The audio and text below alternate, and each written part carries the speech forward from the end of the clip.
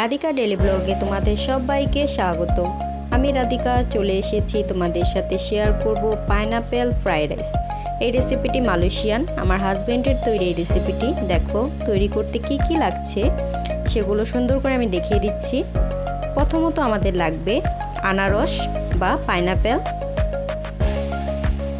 এটিকে সুন্দর করে কেটে নিতে হবে।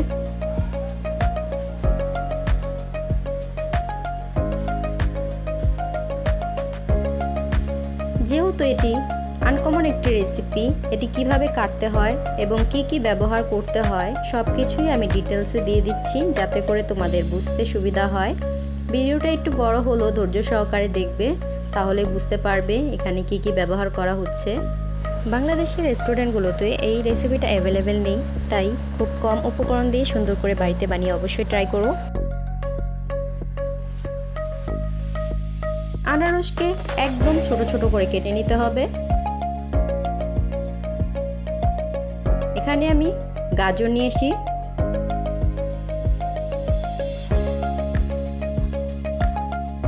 গাজরের খোসা ছাড়িয়ে নেওয়া হলো। গাজরটিকেও সেম একই প্রসেসে ছোট ছোট করে টুকরো করে নেওয়া হবে। নতুন রেসিপি হওয়ার কারণে এই ডিটেলসে সব কিছু দেখাতে দেখাতে ভিডিওটা অনেক বড় হয়ে গেছে, তাই তোমাদের সাথে চিকেন ফ্রাইয়ের সেই রেসিপিটি দেখাতে পারিনি। আমি চেষ্টা করব পরের ভিডিওতে এই রেসিপিটি দিয়ে দিতে। ততক্ষণ তোমরা আমার চ্যানেলটিতে চোখ রেখো।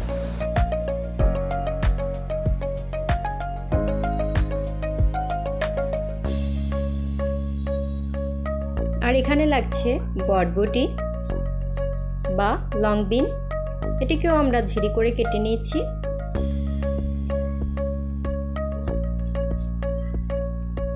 আর এখানে চিকেন অথবা মুরগির মাংস বুকের পিসটুক নিয়ে সুন্দর করে কিমা করে নিব।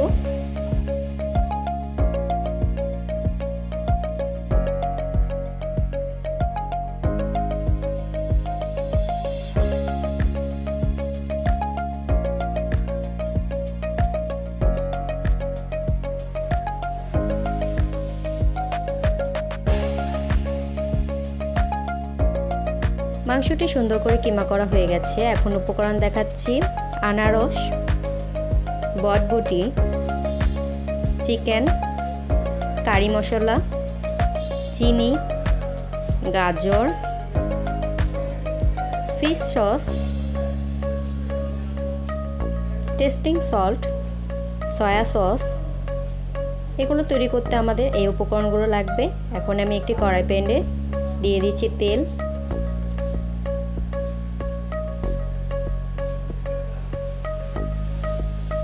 কিমা করা চিকেনটাকে ভেজে নেব।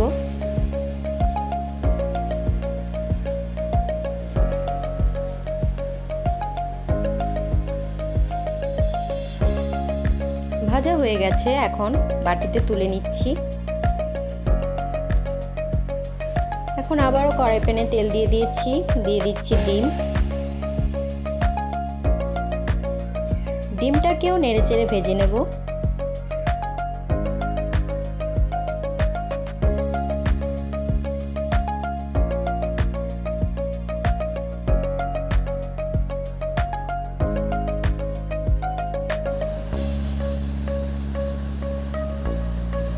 ডিমটি ভাজা হয়ে গেছে, এখন আগে থেকে ভেজে রাখা চিকেনটা দিয়ে দিলাম এখানে।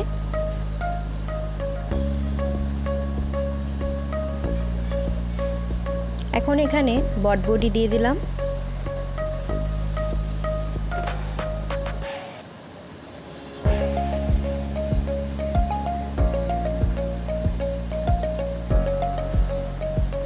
দিয়ে দিলাম গাজর।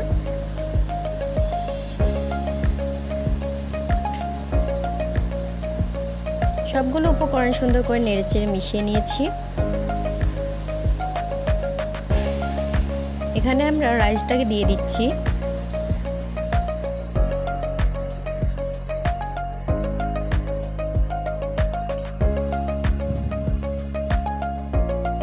রাইসটাকেও সুন্দর করে ভেজিটেবলের সাথে মিশিয়ে নেব।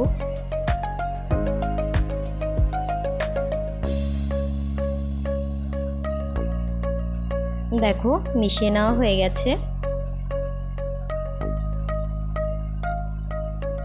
এই পর্যায়ে এখন উপকরণগুলো দিয়ে দিব। এখানে আমি টেস্টিং সল্ট দিয়েছি 1 চামচ, 2 চামচ পরিমাণ চিনি,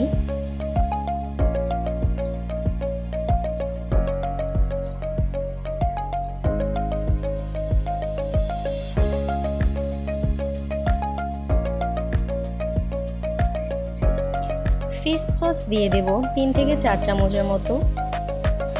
তোমরা হয়তো ভাবতে পারো যে এই রেসিপিতে লবণ ব্যবহার করা হলো কিনা। এখানে নানা রকমের সস ব্যবহার করার কারণে লবণটা না দিলেও চলে, আর তোমরা যদি লবণ বেশি খাও তাহলে সামান্য পরিমাণ অ্যাড করতে পারো। আমাদের লবণ অ্যাড করার দরকার হয়নি। এখন নেড়েচেড়ে মিশিয়ে নিচ্ছি।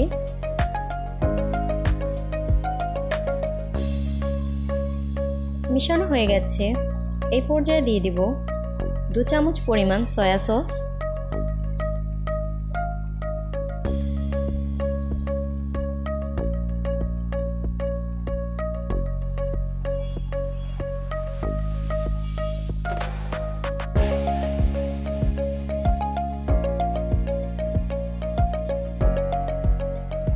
আর এখন পাইনাপেলটা দিয়ে দিচ্ছি।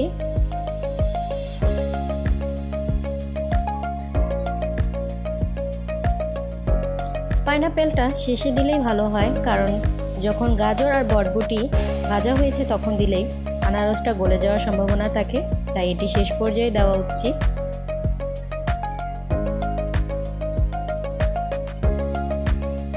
শেষ পর্যায়ে দিয়ে দিচ্ছি কারি মশলা, 1.5 চামচ পরিমাণ কারি মশলা এখানে ব্যবহার করেছি।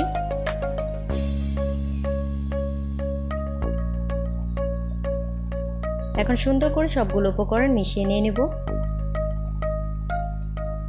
শেষে দিয়ে দিচ্ছি কাজু আর কিশমিশ, দিয়ে সুন্দর করে নেড়েচেড়ে পরিবেশন করে নেব। হয়ে গেছে আমাদের পাইনাপেল ফ্রাইড রাইস। দেখো, এটি দেখতে যতটা সুন্দর দেখাচ্ছে, খেতেও কিন্তু দুর্দান্ত স্বাদ হয়েছে। এই রেসিপিটি আমি ফার্স্ট টাইম ট্রাই করেছি, আর এই রেসিপিটি কিন্তু আমার হাজব্যান্ড তৈরি করেছে।